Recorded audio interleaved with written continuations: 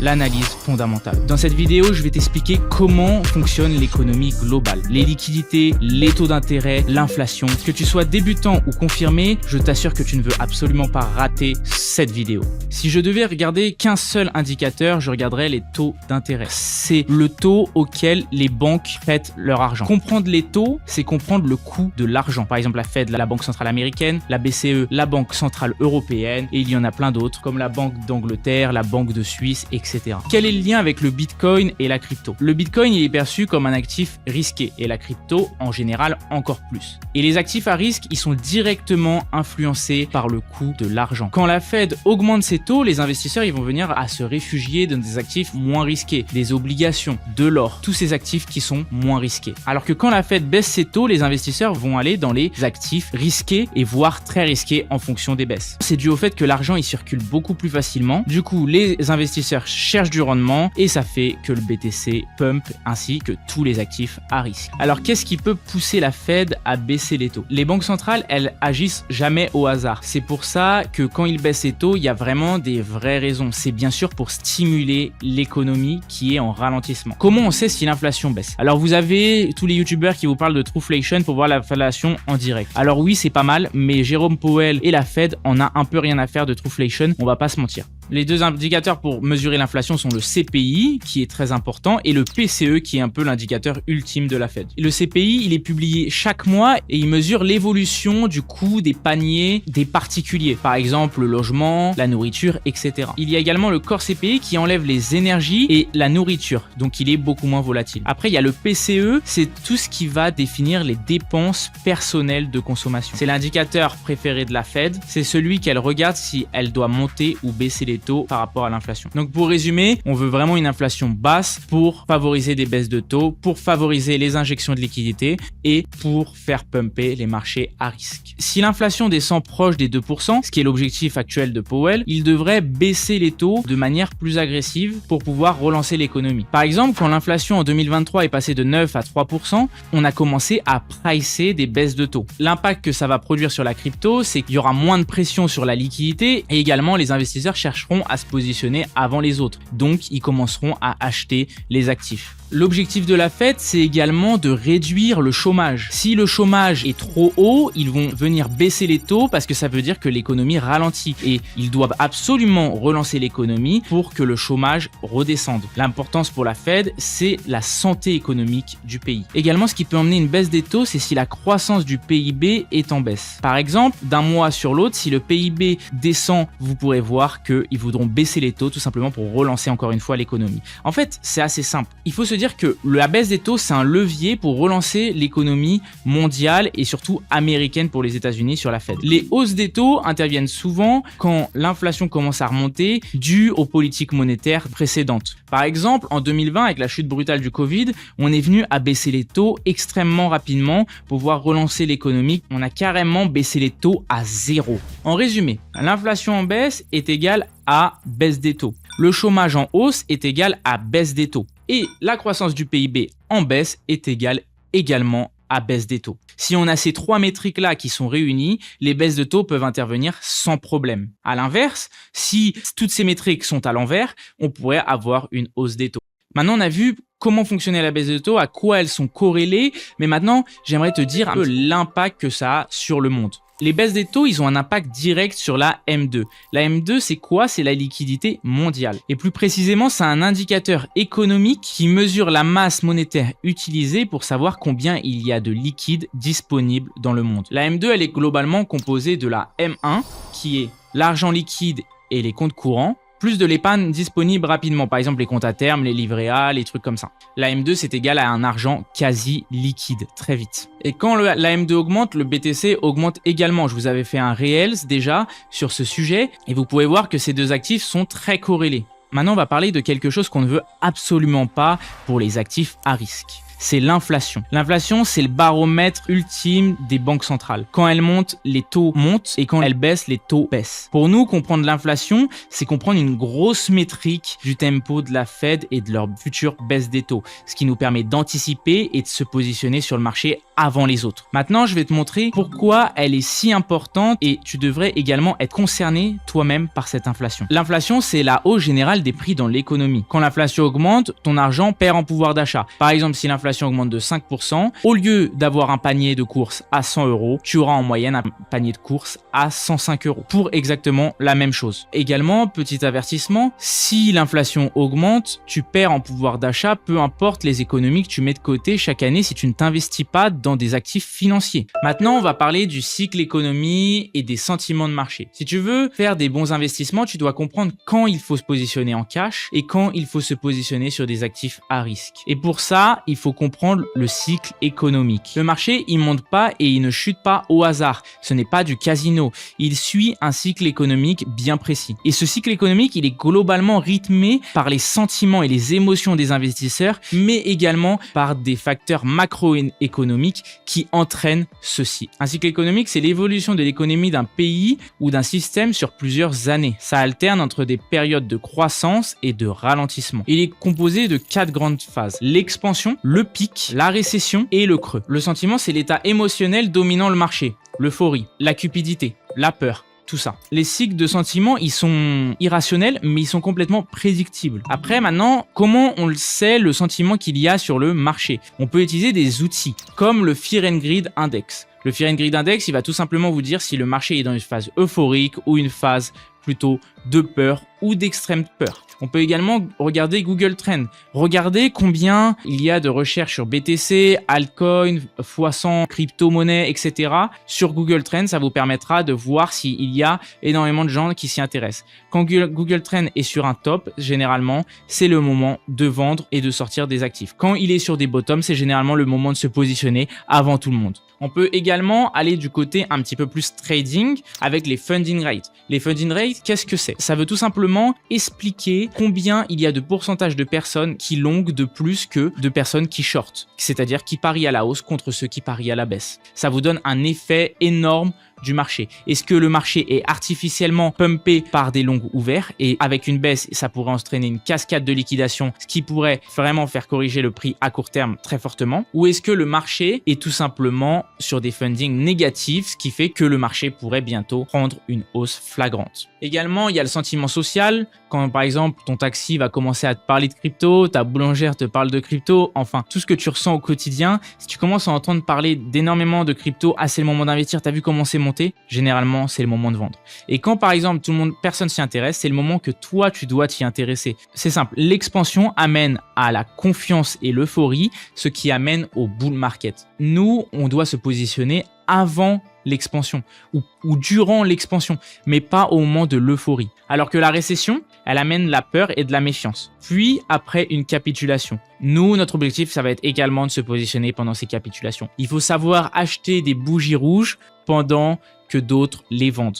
Plus vous vous positionnez sur les pertes des gens, plus vous avez de potentiel de chances de gagner. Donc là maintenant, un vrai edge pour un trader, c'est d'anticiper le shift, c'est-à-dire le changement de tendance, que ça soit baissière ou haussière. Dans une phase de pic, tu voudrais prendre tes profits. Dans une phase de récession, il faut que tu l'anticipes avant, que tu sois en cash au mieux pour pouvoir acheter la peur due à cette récession. Et pendant le creux, il faut tout simplement accumuler chaque semaine lentement et en patience. Alors oui, je te l'accorde, c'est beaucoup plus facile à dire qu'à faire. Mais tout simplement, on peut identifier ces métriques assez rapidement. D'ailleurs, dans mon accompagnement, je te fais des bilans journaliers et hebdomadaires pour pouvoir savoir dans quelle phase nous sommes. Maintenant, on va voir le rôle du dollar en intermarché. Quand tu regardes Bitcoin, il faut absolument pas que tu regardes que Bitcoin. Il faut que tu regardes le roi du système mondial. J'ai nommé le dollar américain. Le DXY, c'est la boussole des marchés globaux. Et comprendre ces corrélations avec les autres actifs, c'est anticiper les rotations de capitaux. Mais qu'est-ce que le DXY ?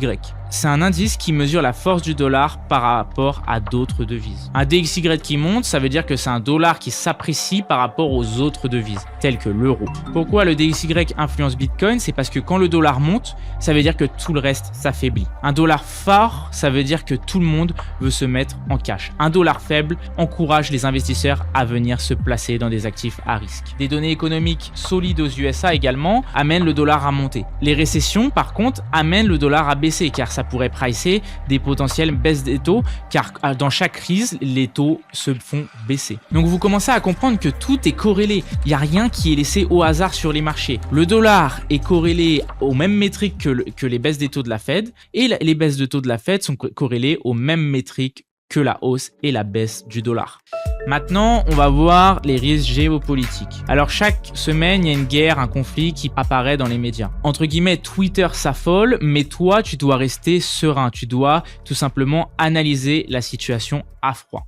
Tous les chocs politiques ne se valent pas. Par exemple, actuellement, on a la guerre entre l'Iran et Israël, mais je pense que c'est un phénomène plutôt court terme. Tant qu'il n'y a pas de grosse escalade, on n'a pas de quoi s'inquiéter. Le gros est déjà pricé car ces pays se sont déjà menacés et ont déjà tout montré, entre guillemets, même sur Twitter, l'Iran poste des tweets en disant qu'ils vont faire des réponses létales à Israël. Donc, il n'y a pas de quoi vendre ses actifs une fois que l'actif est déjà pricé. Si vous voulez vendre des actifs, il faut toujours vendre vos actifs avant que les baisses soient pricées. Sinon, ça n'a plus d'intérêt. Donc, qu'est-ce qui est réellement un risque géopolitique ? Ça touche des États souverains, des zones économiques clés et des infrastructures énergétiques, monétaires ou commerciales. Quels sont les impacts possibles sur le marché? Alors, on parle pas de si les États-Unis rentraient en guerre avec l'Europe. Bien sûr que là, ça serait la fin. Clairement, les marchés, ça ne s'en remettrait sans doute presque jamais, voire même le monde s'en remettrait jamais. Mais ça, ce n'est pas prêt d'arriver, rassurez-vous. Par contre, on peut se dire que des conflits, par exemple, entre l'Iran et Israël ont un très faible impact au final sur les marchés financiers et sur les places financières. Par contre, à court terme, c'est ça qui est fou,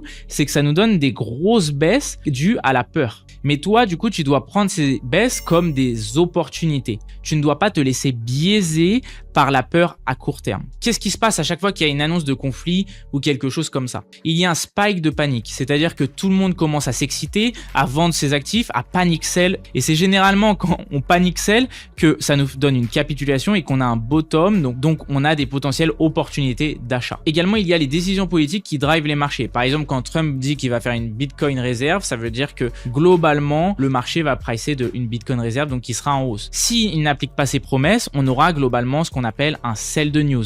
S'il applique ses promesses, on aura juste une continuation haussière. Par exemple, également la régulation. On sait très bien que dans les crypto-monnaies, on est drivé par la SEC, qui est une entité qui régule les actifs financiers. Et s'ils sont favorables à l'adoption des cryptos, ça va forcément aller dans notre sens, dans une tendance haussière. Alors que s'ils veulent nous mettre des règles en plus, ça va te faire baisser les cryptos. On l'a vu tout simplement avec XRP, qui était en procès avec la SEC. À partir du moment où Trump est arrivé au pouvoir, la SEC a relâché XRP et XRP a pu faire une hausse historique. Donc la méthode que vous devez appliquer pour trader dans des contextes un petit peu compliqués, il faut d'abord évaluer si c'est systémique ou si c'est juste local. Local, c'est-à-dire bruit à court terme. Systémique, ça veut dire que c'est un problème de fond. Il faut également surveiller les réactions des gros actifs, le dollar et le S&P 500. Parce que les cryptos, oui d'accord, on va avoir des méga corrections à court terme. Mais si le S&P 500 bouge très peu, que les marchés traditionnels ne sont pas du tout inquiets par rapport au conflit. Attention, il ne faut pas seulement réagir au marché en fonction des news aussi par rapport à ça, il faut également utiliser l'analyse technique.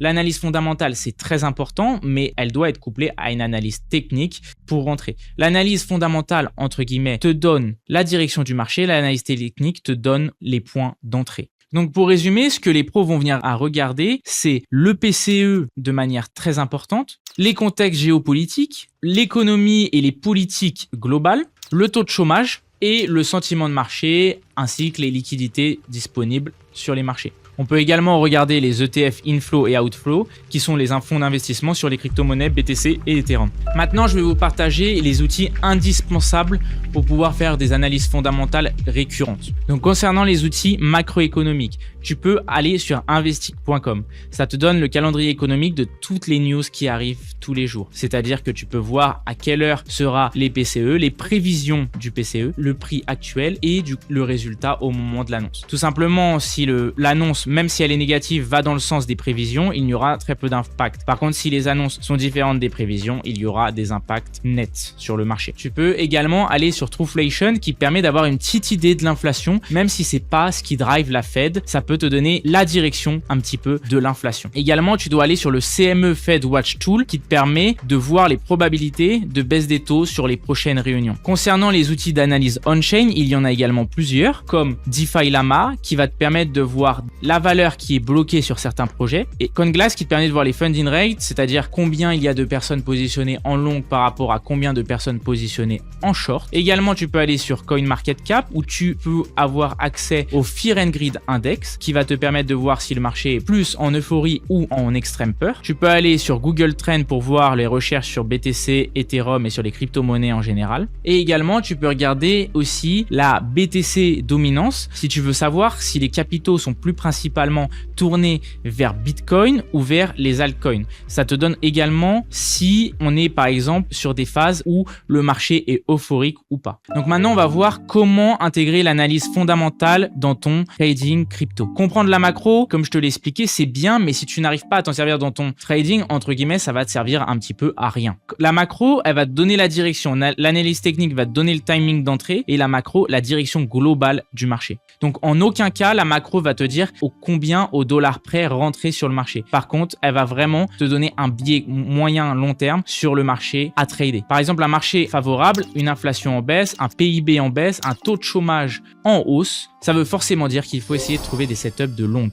Par contre, une macro défavorable, avec tout l'inverse de ce que je viens de te dire, tu veux trader sur des petits scalping, sur des petits trades ou carrément prendre des positions plus long terme, mais du coup, en vente. Chaque semaine, essaye de te poser ces 5 questions. Où en est la Fed dans sa politique monétaire ? Quelle est la prochaine publication macro importante? Que font les liquidités globales, M2, etc. Comment réagit le dollar, le gold et le S&P 500? Le sentiment est-il excessif, euphorie, panique? Un exemple de contexte favorable, c'est un CPI en baisse, une probabilité de baisse des taux, une M2 qui repart à la hausse, un S&P 500 bullish, un DX qui casse un support. Tu peux donc prendre des swings BTC ETH, chercher des altcoins qui sont forts, augmenter légèrement la taille de tes positions et les hold plus longtemps. Par contre, un contexte défavorable, beaucoup d'incertitudes sur les marchés, un CPI ou un PCE plus élevé que prévu, un discours de Powell très conservateur et pas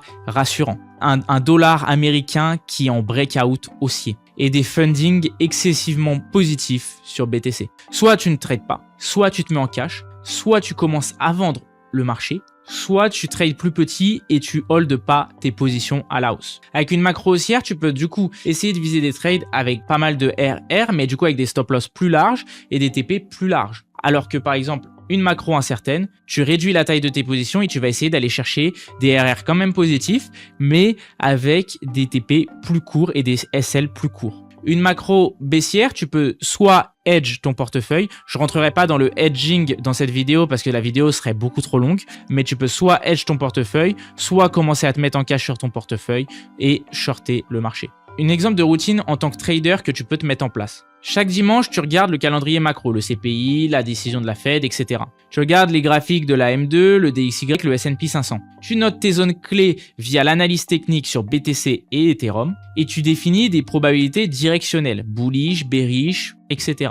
Chaque jour, tu vérifies s'il y a des publications macro. Tu regardes les fundings et le sentiment et tu regardes également les liquidations où elles sont placées sur le marché, via CoinGlass également. Maintenant, tu sais ce que 90% des traders ignorent. Tu sais comment la macroéconomie fonctionne, les taux de liquidité, l'inflation, le DXY et même la géopolitique influencent le marché.